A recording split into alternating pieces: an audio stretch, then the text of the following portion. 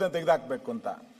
ನಾನು ಶಿವಲಿಂಗೇಗೌಡರು ಹಿಸ್ಟ್ರಿ ಸುಮ್ಮನೆ ಓದ್ತೇನೆ. ಇದರಲ್ಲಿ ಎಂತೆಂಥ ಪದಗಳನ್ನು ಇಲ್ಲಿ ಬಳಸಿದ್ರು, ಅದನ್ನ ಸಭಾಧ್ಯಕ್ಷ ಹೆಂಗೆ ಕಡತದಿಂದ ತೆಗೆದ್ರು.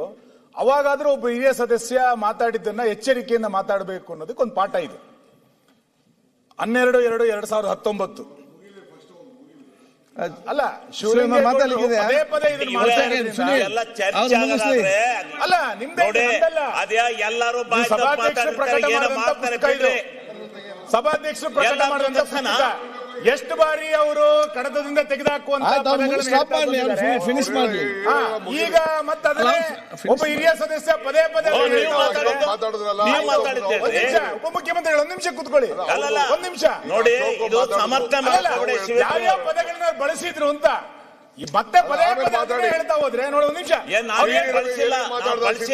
ಯಾರು ನೋಡ್ರಿ ಇಲ್ಲಿ ಯಾಕೆ ಮಾತಾಡ್ತೀರ? ಒಳ್ಳೆ ಕಥೆ ಆಯ್ತಲ್ಲ ನೋಡಿ. ಮಾನ್ಯ ಅಧ್ಯಕ್ಷರೇ ಅವರು ಒಂದ್ ಪದ ಬಳಸ್ತಾರೆ. ತೆಗೆದು ಹಾಕಲಾದ ಅಸಂಸದೀಯ ಪದ ಶಿವಲಿಂಗೇಗೌಡರು ಹೇಳಿರೋದು ಮಿಂಡ್ರಿಗುಟ್ಟಿದ. ಯಾರು? ನೀವೇ ಹೇಳ್ರಿ. ಬುಕ್ಕಲ್ಲಿದೆ, ನಾನು ಓದ್ತಾ ಇರೋದಲ್ಲ, ಬುಕ್ಕಲ್ಲಿದೆ.